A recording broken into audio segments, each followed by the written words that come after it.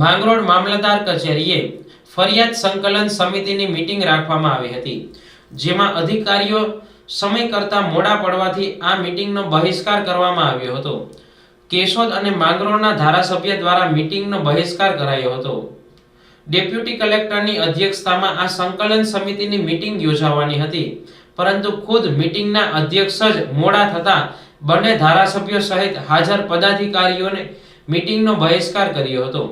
માંગરોળ ધારાસભ્ય ભગવાનજીભાઈ કરગઠિયા દ્વારા મીટિંગના બહિષ્કાર અંગે મુખ્યમંત્રી, પંચાયત મંત્રી અને કલેક્ટરને પત્ર લખી કાયદેસરની કાર્યવાહી કરવા માંગ કરી છે. સાથે તાલુકા પંચાયત પ્રમુખ, ભાજપ તાલુકા પ્રમુખ અને નગરપાલિકા પ્રમુખ સહિતના પદાધિકારીઓએ આ મીટિંગના બહિષ્કાર કર્યો હતો.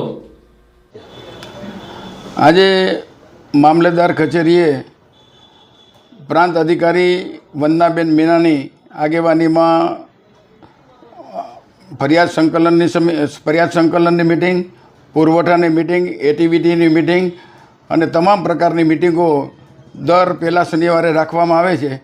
આજે અમે દેવાભાઈ માલમ, હું તથા તમામ સરકારી સદસ્યો અને તમામ અધિકારી હાજર હતા.